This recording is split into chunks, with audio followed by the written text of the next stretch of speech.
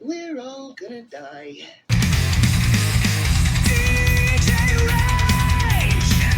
titan of toys, that fist clutch, pure chaos.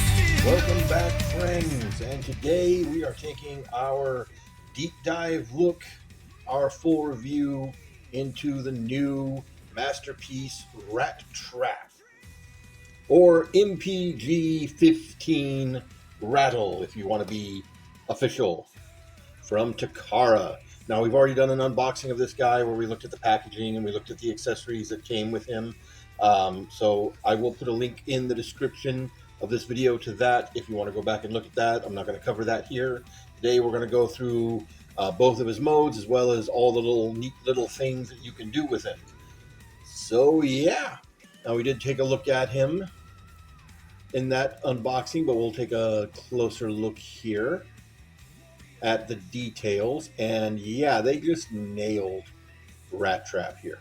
Now, granted, he does have the gaps in the panels and the bits of robot sticking out of his butt that you kind of expect with a beast former, masterpiece or otherwise. That's kind of par for the course. It is unfortunate, but it is what it is. Now, granted, he doesn't have a whole lot of robot kibble showing, just the tiny little bits right there, and of course, the aforementioned gaps and panel linings. Everything else is really well covered up. Now, he does have some paint on him. I don't know how well it's showing up here on camera because he does have sort of that gray color to him, and then it fades into sort of a tan right up in here, which is accurate. But it is a lot of gray plastic as opposed to being completely coated in paint, which a lot of the Beast Wars Masterpiece figures have been, much like my getting looser by the day Cheetor here. Cheetor is completely coated in paint all the way around, as opposed to being yellow plastic with spots on him. He's yellow plastic that's then painted with this color yellow. It's great for color matching, but it's also caused a lot of problems with some of the Masterpiece figures or the Masterpiece Beast Wars figures with chips, with paint chipping, as well as tolerance issues and breakage, especially on Cheetor. That's actually my second Cheetor. The original one, he did not last very long. But yeah, so right up here, I did mention how I love the way they painted his eyes. That's just spot on to how they were done in the show. We do have sculpted on whiskers right there. You can see his little rat teeth. And yeah, very, very, very cool. So in this mode, he does have quite a bit of articulation. So the head, the ears can tilt up and back. And then we do have an opening and closing mouth right here. It can open up a long ways, and he does have a fully painted inside of his mouth right there, which is neat. You can also pop the head right here at the very back. A little tight on this one. There we go. And expose that, which is not a very flattering. But if you do that, you do get a little bit of side to side out of his head, not a whole lot. And then, of course, we'll touch on this a little bit more in his alternate stance you can put him in, because he can stand up on two legs like he did in the show and like they did with the Thrilling 30. Then, of course, the rat arms here, they are on a little universal joint right here at the shoulder. They can go back and forth, in and out. We do have a elbow bend right there, if you will, and then we do have a foot pivot right there, forward and back, as well as a rotation. And he also has butterfly joints up in here. That's again for the standing on two legs. And back here for the hind legs, we do get forward and back. We do get a little in and out due to transformation, but it gets a little awkward looking. Big hollow gaps right there. Granted, his biceps here are also kind of hollow, but they don't show up as easily as this one. Anyway, he does have a fully articulated knees right there.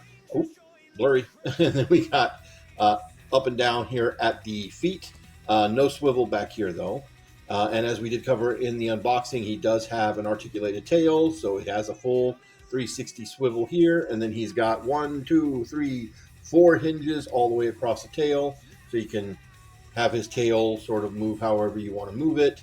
And as I mentioned before, I kind of dig that they articulate the tail this way, because if you go back and actually watch the show, how like Cheetor and Dinobot and Rattrap's tails always moved, they had you know, chunks of tail that moved. They didn't have that fluid motion yet. All right. Now, of course, he does come with an alternate rat head. We did, again, look at this in our unboxing. And again, like I said there, as far as I can tell, there is no difference between these two heads outside of having the actual whiskers here. And I do appreciate that they did this. Again, I keep pulling out Cheetor here because he's kind of the first of these guys. He also had the full plastic whiskers coming off of him, but because of the way he transforms, these whiskers go inside of his body and they get all bent up and bent out of shape. So this gives you an option if you want to have him in rat mode and want to have the accurate whiskers. You can have the accurate whiskers, and then if you want him to be transformed, you can do that, still have his whiskers, and don't have to worry about these getting all bent up. I kind of dig that. Now the head is on a peg right inside here in the mouth. You can kind of see a little separation right here where the top of the teeth are. It is kind of a tricky thing to get in here. I find if you get your thumb down in here and pull, it pops off just fine. And then you have this monstrosity.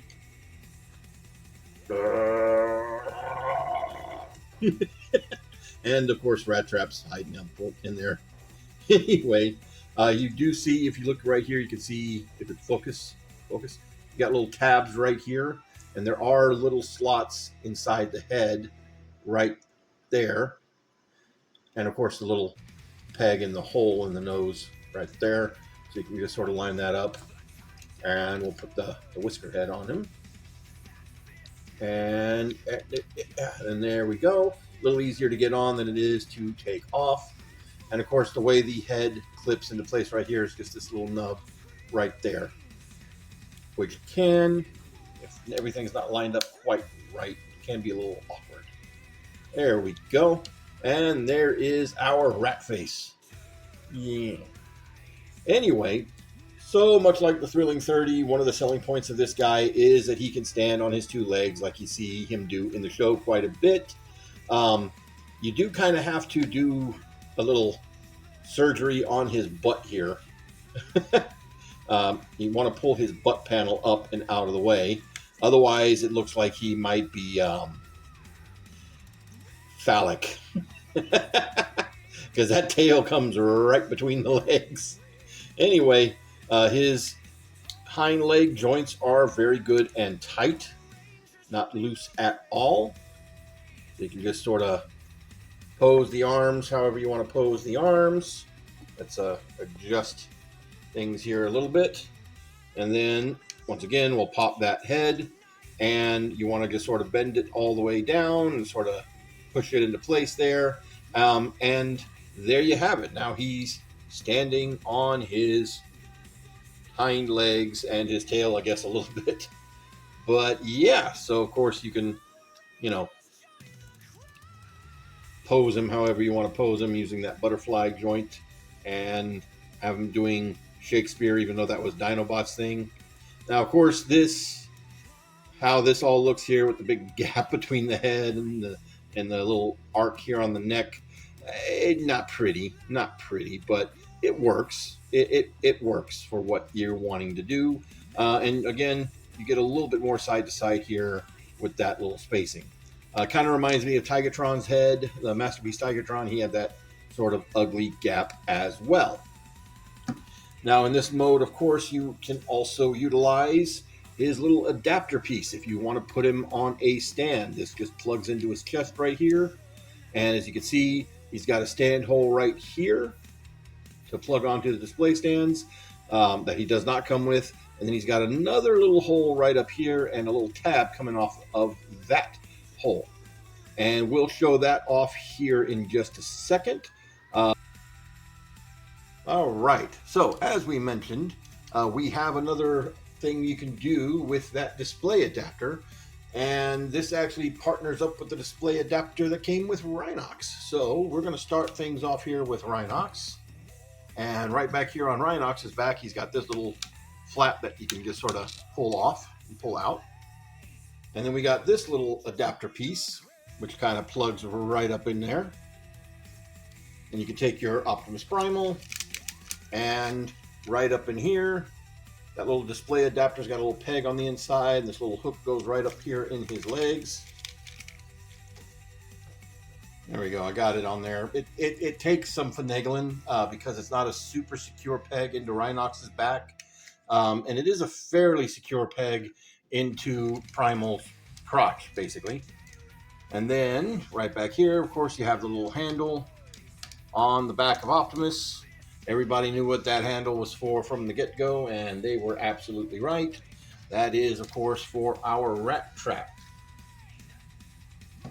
So again, we take that little display adapter, and it plugs right into his chest. And then you just get Rattrap posed however you want to get him posed. And then you just plug him in. And now you can recreate that scene that happened in like 2 episodes with Optimus riding Rhinox while being ridden by Rattrap.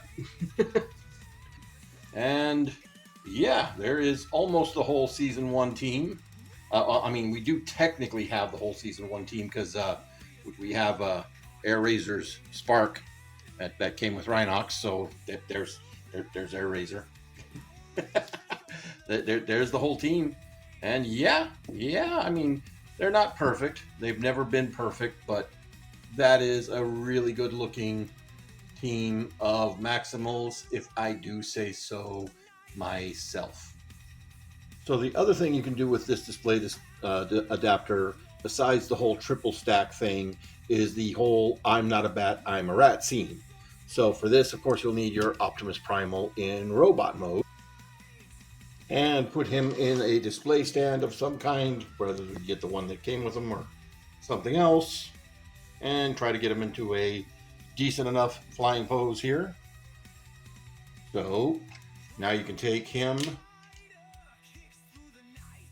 and have him riding Optimus Primal this way. There we go. And this time you will utilize that part of that adapter to go in just like so, and have Rattrap riding Optimus Primal in the air, freaking out, just like and then have Optimus Primal have enough of Rattrap's crap, do a barrel roll, and throw him off. Oh man, that was perfect timing. That is perfect timing. I am keeping that in the video. I am not editing that out because I think that was absolutely beautifully done. That's why Optimus told him to stop wiggling. You can do that. There we go. And just for a couple of final comparisons, here he is with the Kingdom Rattrap. See how they scale. Now I don't have my vintage Rattrap anymore. I did have to part with him, though I do still have my vintage Transmetal Rattrap. You can see how they scale with each other. So yeah, like I said, this guy is about the same size as the Thrilling 30. He is a little bit bigger, but that's more bulk bigger than like length bigger or height bigger. And lastly, but not leastly, we'll do the third-party Masterpiece Transmetal Rattrap. One of my favorite pieces from that company, which has sadly sheltered themselves down. or shuttered, I should say. They've closed down. Apparently, it's not a Hasbro thing, but a big negative feedback thing, I think. Not really sure what the deal was with that. Shame to see them go because I've absolutely loved their figures. Again, not perfect, but neither are the official masterpiece. So there you go. All right, moving on to transformation. Now I have already swapped the head back to the sculpted on whiskers for this. The transformation on this guy is very, very straightforward and ultimately pretty simple. There are a few points where you need to sort of be aware of the clearance in order for things to fold up the way they're supposed to, but overall, he's a basic shell former that's very, very simple. So, to start things off, we're going to go ahead and just rip his butt back off and go ahead and move this up out of the way, just like so. We do want to make sure that his head is loose, loosey-goosey, just like so. And then we're going to take his hind legs and they are going to just sort of flatten in, just like so. And then we're going to take them and accordion them up on this little double hinge, just like so. And then we're going to take his belly here and we're going to sort of pop it apart and loose. And it tabs in a couple of locations. So you got little tabs that go up underneath here, and then these tabs that tooth or teeth together right there. Now, at this point, I want to talk about a couple things. Thing number one, I don't know if you can see that here on camera. See if I can get it to focus. Focus. Come on.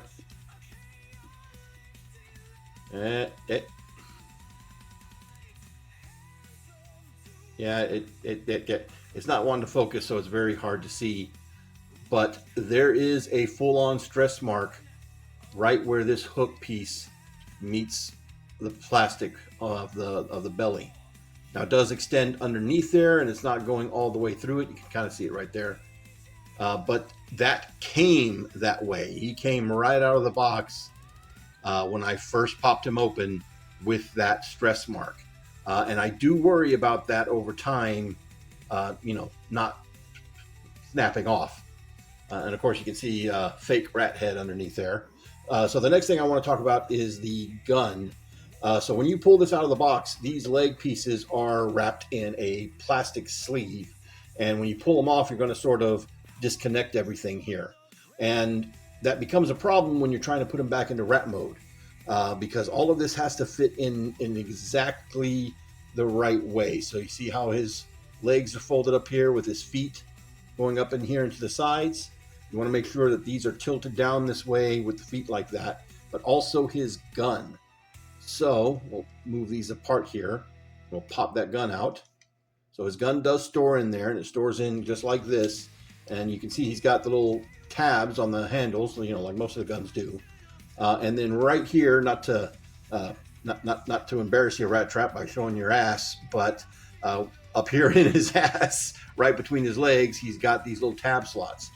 So you want to make sure that these get tabbed in here while you're doing that. And then the barrel is actually going to tab in to this little hole right there. And if you don't have everything lined up and everything toothed together correctly, you're not going to be able to close up his belly. It just won't fit. So this is the one spot where he doesn't have a whole lot of tolerances, and you want to make sure you get everything lined up correctly. Otherwise, you're not going to have a good time putting him back into rat mode. But we're not putting him back into rat mode. We're taking him out of rat mode. So we're just going to move this up ever so slightly. And then we're going to go ahead and take his hands here, and we're going to rotate them the other direction and, do the what, me worry? And then we are going to go ahead and pop apart his chest.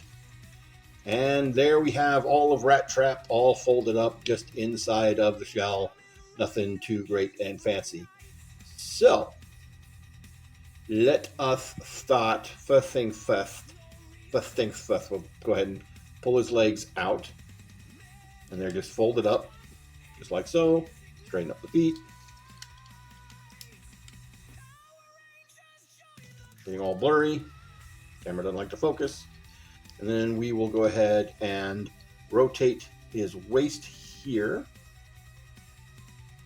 Very tight clearance in here, just FYI. All right, then we're going to take his whole upper body right here, which is sort of, if you're standing him straight up, it's sort of leaning back. And we want to go ahead and lean that forward just a little bit so that we can get these side panels out of the way. We'll just fold them down for just a moment. We can sort of rotate them. They do have a hinge right here and a rotation right there. And we just need to get enough clearance to get in here to the arms. Now the arms, you look right there where I just sort of pressed them together. He does have a connection point cleverly hidden in the sculpting. So we've got this circle forms a peg that goes into that circle. And those do tab together. But anyway, you tab them together for rat mode. So we're going to go ahead and untab these and extend out the arms, and then we'll rotate these up just like so, so that he is doing a muscle man pose. Now at this point you can push this all the way up until it's straight, and then we're going to take the rat head. You want to make sure the ears are going up, and then we're going to accordion this whole thing down and into place. Now the first time I did this, it was scary tight. Like it felt like I was putting excessive force and like something was going to break. So do be mindful of that. The first time does take a little bit of force, but then it all sort of works out after that. So you want to make sure that that is all tabbed in all the way, just like that. And then he's got a little divot right there for his nose. So there is that. All right, now at this point, we can take these panels that we had moved out before, and we are going to rotate these around and fold them up into place, just like that, on both sides. Then we're going to come back here to this piece, and we're going to fold these in and fold this piece in. Now about this piece right here, if you try to pull this out with the panels fully extended, with these side pieces fully extended, it's not going to come out. You have to sort of tilt these in a little bit in order to pull that back out when going back into rat mode. All right. So now we're going to take his side panels right here, and they are going to just sort of collapse in. You want to make sure to push the rat arms back, and you want to tuck them behind this little panel right there. We're going to do that here on both sides, just like so. Then you can take this whole thing, and you can see he's got a little tab right there and a little slot right there. That's not a very solid connection, but it does get the job done. But we also have two more connection points. So if you look here at these side panels, they have these little hooks right there that are going to go into these little slots right here. And I will say these tabs feel scary as well. There is some flex to this material, and it's not a super tight fit, but it does flex. I don't know if you can really see that. It flexes quite a bit trying to get those in, and they're very easy to unpeg. Just moving the arms can unpeg these. So that's just something to be mindful of there. Now for his butt flap, we're going to fold these in, and we're going to accordion this in. And if you look right here, you see these little tabs sticking out right there. You want to make sure these tabs go under these flaps. And then you should be able to accordion this thing all the way up. And if you look underneath his hind legs, he's got these little grooves right there, which perfectly match a little L shape on these side panels. They don't tab in per se, but they just do sort of rest there like that. You can sort of do that with the hands as you see fit.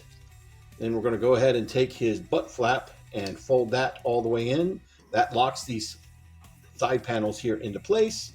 Then you take his tail and just extend it and flatten it up against his back like so. All right, into home stretch, into the home stretch here. All right. So we're going to take his fake rat panel and cover up his real rat panel with it. And he's got these little teeth right here. I don't know if you can see that. Little teeth right there. That are going to go into these little grooves right here. And it's got a little hook right here at the top that's going to snap in to this little groove here right there.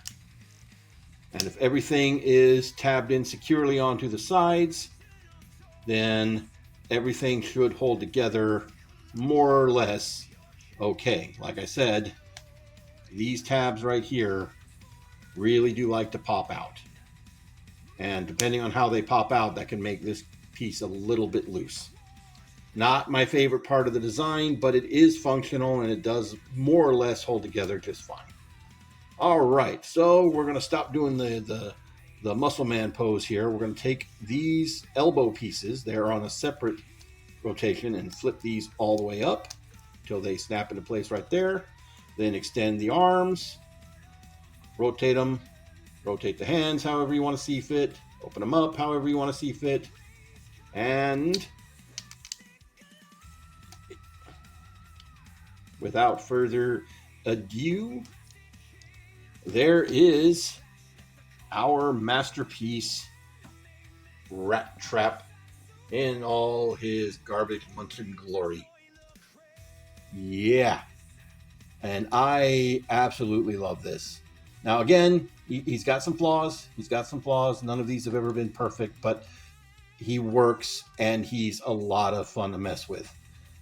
So, right off the bat, let's take a look at that head sculpt, and that is the Rattrap that's had enough of your shit. That look on Rattrap's face is absolutely the Rattrap who's had enough of your shit. Now, as you can see, he does get that light piping. We sort of talked about that in the unboxing. It's not the best, but you can see the glow a lot better than Rhinox could. You see, he's got a little clear part right there on the back of his brain. So he doesn't have the full dead eyes that Rhinox had. And I don't have the best lighting in here. So I don't know if you're seeing the difference that much, but it's there. It is there. So going down, again, we have that fake rat head, but it does capture the way that looked when he transformed. Now, sadly, you do get the big gaps right here, but it's not bad.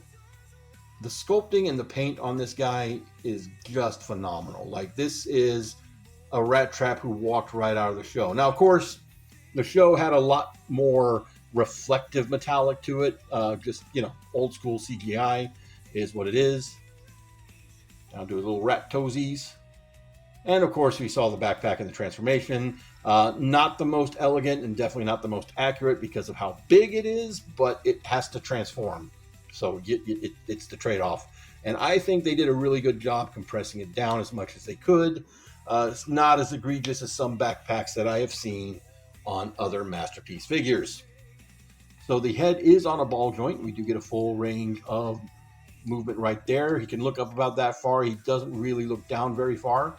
So the head, the shoulders are on universal joints, but then he also has that transformation joint right there that gives him a little bit of range of motion, which if you ever remember any scenes from the show, a lot of times that's how their arms would move when they were moving up and down, which I really like that attention to detail.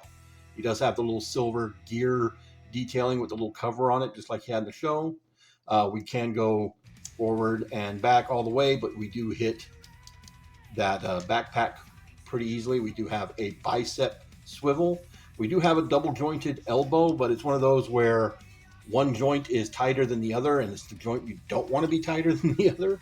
So when you try to bend it, it bends up here instead of bending right there. So you kind of want to sort of force it there. We do have a rotation at the wrist. We also have in and out motion at the wrist, and we do have opening and closing hands. The fingers are all one piece. We do have a waist swivel. There's enough flex on all of this back here that it gets out of the way when you are doing the waist swivel, so that's good. We do also have a thigh swivel right up here, as well as the universal joints. Due to the sculpting on his legs, you don't get the full motion forward, but you can get a pretty good range of motion out to the side. So much like the Masterpiece Dinobot, if you want to really utilize that leg articulation, you have to rotate the thigh up as you're moving it up. Now, to accommodate that, we do have a swivel here at the knee as well. We do have double jointed knees, so you can get a full, as part of the transformation, you get the full range of motion there. We do have, of course, ankle tilt, and we have ankle rotation, and you kind of saw there, we do have some forward and back and toe pivot, one of those phrases I have a hard time saying, right there at the foot, which is pretty phenomenal, if I do say so myself. He does get some alternate faces, so we have a very happy, smug Rattrap right there, and we have the we're all gonna die Rattrap right there. Now, the face is pretty easy to take off. Just get your, I can't speak. You just get a fingernail or a spudger, like right here is the best place to get it, and just pull forward, and that comes right off. And you can see my big issue with the way this guy is designed is going to be right here. So that is a ball socket joint made out of clear plastic. And I have several Transformers that have light piping that they did the light piping all the way down to the ball socket joint. And every single one of those I have cracked. Some of them have become so loose that they can't hold together anymore. Magnus, the Studio Series Ultra Magnus is one that's got the cracked, and he's still holding together pretty well. So unfortunately, I feel like that is going to be a problem down the road. But either way, you can just pick out whatever face you want to put on there and plug it into place. And now we got our smug Rattrap right there. Now in this mode, he does also have his bombs / hot boxes. If you look right here on the underside of his arms, he's got this tiny little tab, and I do mean it's very, very tiny. It just sticks out enough that you can push on it and pop that arm open and reach in there and pull that out. If you don't have fingernails, you might need tweezers to get this out because it is in there pretty snug. And he has one in each arm, so he does have two of these, and I'll see if we can focus on this because it is very, very tiny. But as you can see, it does still have some nice sculpted and painted details. And of course, that tab that's on there, which that's what you use to push it up and out of place, can tab into his hands right in there. Him hold his bombs if you so choose to do that. And also, in case you didn't see it, because it's done in that nice sort of faded effect that they did have in the show, he does have his maximal symbols there on his forearms.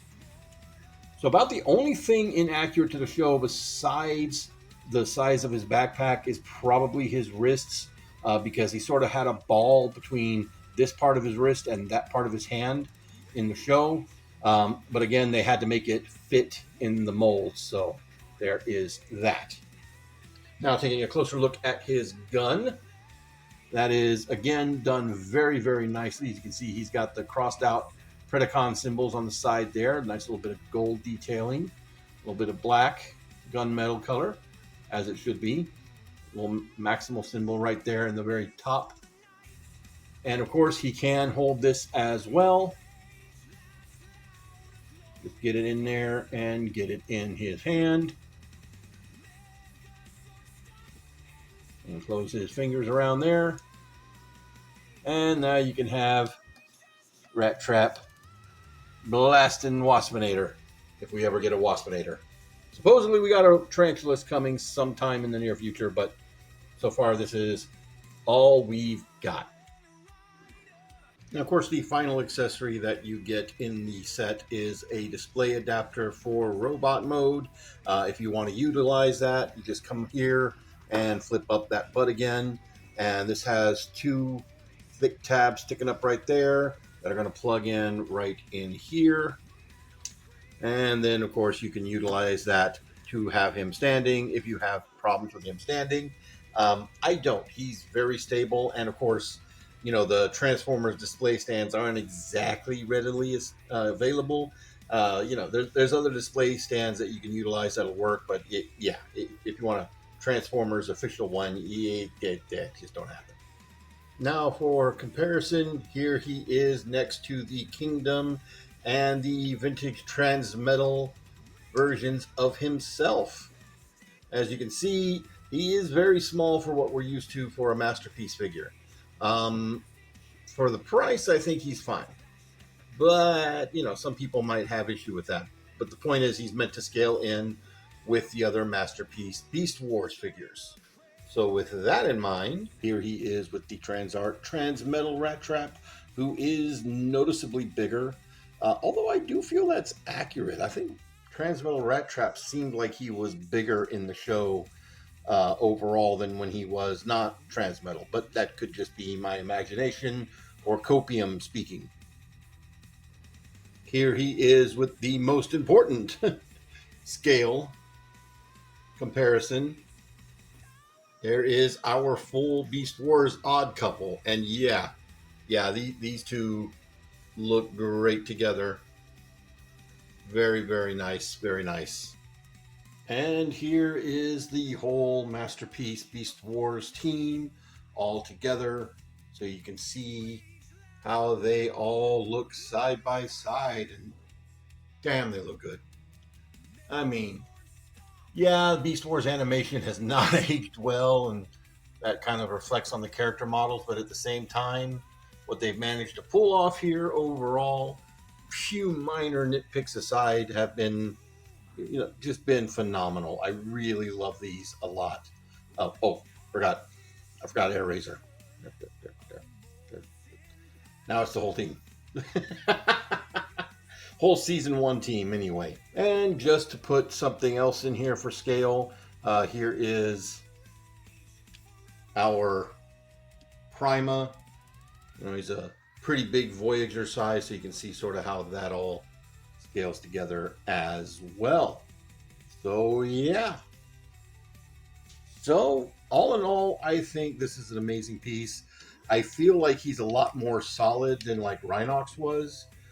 For those that know about Rhinox's little waist tab in here, how it doesn't hold together.